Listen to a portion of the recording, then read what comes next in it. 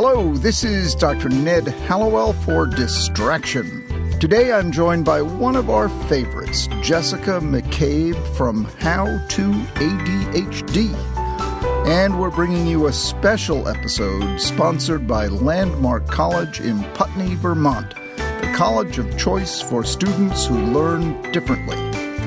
Thanks a lot for joining me, Jessica. I'm so happy to be here. It's nice talking to you again. Well, good. I think we'll be talking often in the months to come, so tell me what we're talking about today. Okay, so today I wanted to talk about study skills and test tips specifically for college students because so much of college is just about cramming for tests. I honestly don't remember much else from when I was in college.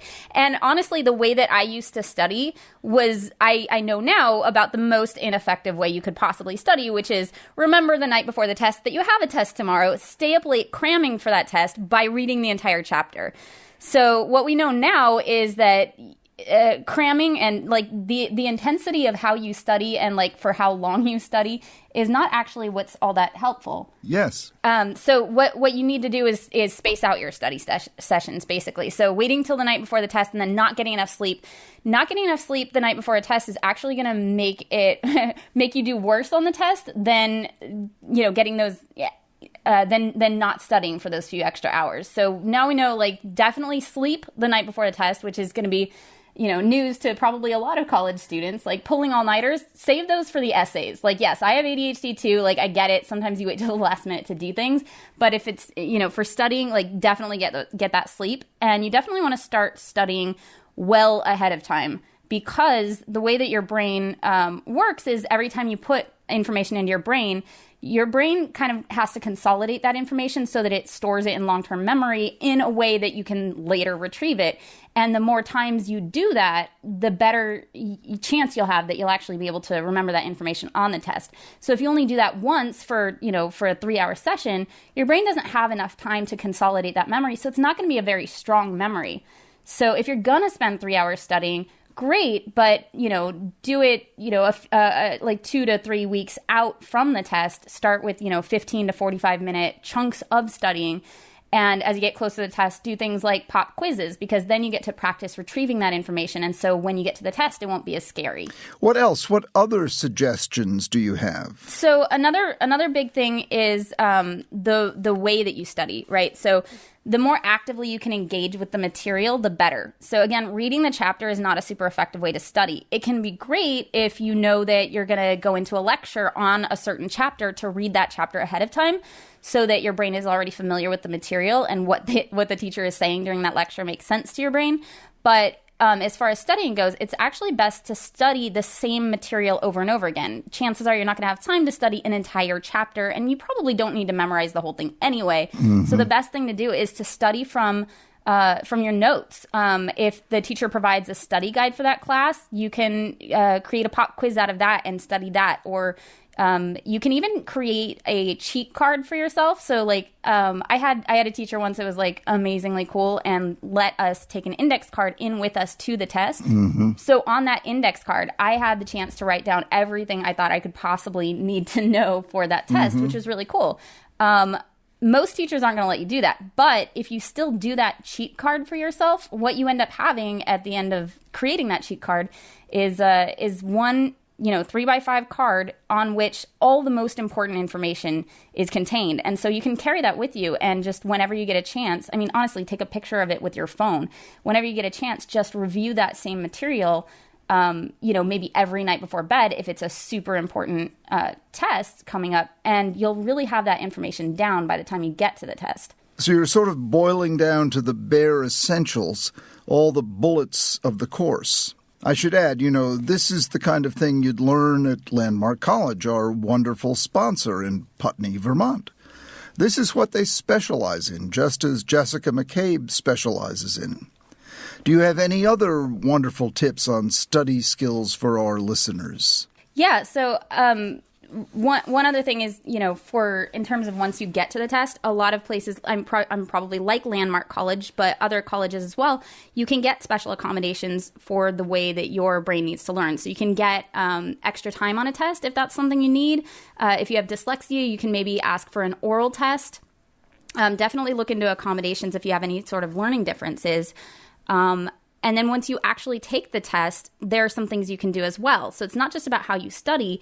It's also about what you do, the night before the test and during the test and even after the test that will help you do well. So the day before the test, you want to give yourself a practice quiz. You can make that practice quiz based off of a study guide, or if you have the opportunity to, ask the teacher for past exams. The more you practice retrieving that information, the better. You can do flashcards, that kind of thing, but you really want to test yourself because you want to see not only do I have this information in my brain and can I retrieve it, but also the actual process of practicing retrieving it makes you learn the information better. You're basically pulling that information out of your long-term memory back into your short-term memory, putting it back into your long-term memory, and every time you do that, you strengthen that memory. Your brain is making those neural connections even stronger. So really practicing that is important. So the idea of creating a quiz for yourself is another good way of preparing. Yeah, or, test each other. Having a study buddy is obviously a great idea, especially for those of us who have a hard time, getting and staying engaged with study material. Another really important thing is to manage distractions while you're studying and during the test as well. If you've got a lot of things going on, if you keep checking your phone, that kind of thing, it's just going to make it harder. So there's an app that I like to use while I'm doing my research for the show, which is called Forest, Forest. And what it is you grow a tree in your phone as long as you don't touch the phone. So you can say like, hey, for 15 minutes, I'm not going to touch my phone. I'm going to go study. That tree will grow as long as you're not touching your phone. If you try to go check your messages or go on Facebook just kind of automatically, because that happens, like it's a habit at this point for most college students, your phone will remind you, hey, like go back to Forest or your tree will die. So if you don't want your tree to die, you actually have to not touch your phone, which I find really helps me stay focused, stay on track. So yeah, dealing with distractions. The night before the test, definitely sleep. The morning of the test, eat, make sure if you take your meds or supplements, like take those, move, because that'll help your brain as well. And then a big thing is right before the test, you want to manage test anxiety. Test anxiety can be huge for people with ADHD and learning differences because a lot of times we've not done well in the past. And so we're afraid we're not going to do well again, or we're afraid of the unknown. So you can meditate before the test, just, take some deep breaths, give yourself a pep talk, like put on your favorite hat. I mean, whatever helps you get calm and confident. But another thing that can help is if you're still feeling stressed out, just do a brain dump, like write down everything that you're stressed out about, like take 5 or 10 minutes, write out what you're stressed out about. There was a study that they talked about on Crash Course, which is a great YouTube channel. They did a whole series on study skills. And this is a great technique. There's a University of Chicago study that came out saying that students who did this before a test, who just like wrote out their anxiety before a test, did an average of almost a full grade point higher on that test than the control group. So this can make a huge difference because just like when we make a to-do list, we're taking everything out of our brain that our brain keeps reminding us that we have to do, and we're putting it on a piece of paper so that we don't stress out about it.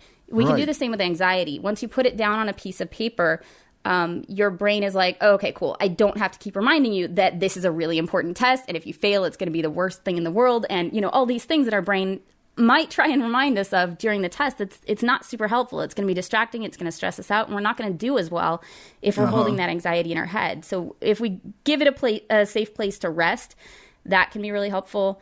And then probably most importantly is to approach the test as it's not the be all end all of the world. It's not like, okay, your final destiny will depend on this one test.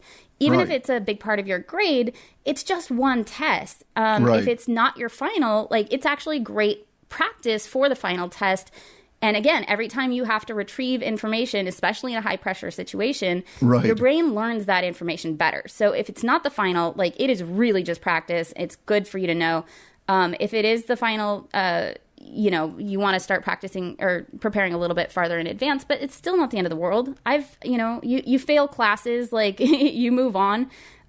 What's really important though to understand is you probably are not going to have just one more test or just one more class ever in your life. So going into it as kind of an experimental process can be really helpful. Like, okay, I'm going to try this method of studying. I'm going to set up my study schedule. I'm going to try studying the same material 15 minutes before bed every night for 2 weeks.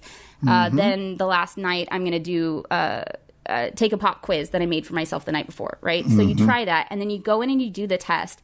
And what you're trying to find out is, did that work? Did that method work for me? So after the test, like, give yourself a break, go take a nap, watch a movie, or, give yourself some sort of reward for doing the test. And then after that, whenever you're feeling up to it, write out what worked and what didn't. When you get the test back, maybe go through that test and be like, okay, where did I get caught up? Did I make a bunch of silly mistakes? Did I not understand a concept? Did I not spend enough time studying, or did I study the wrong material? Yes. Did I just not read the directions thoroughly? Like, then you can know how to do it better in the future. You can maybe go through the test and highlight the instructions so that it forces you to slow down and read it and really see those instructions if you keep making those kinds of mistakes or whatever. But the whole point is, like, figure out what works for you, learn from how this test went, and it'll help you do better on the next one.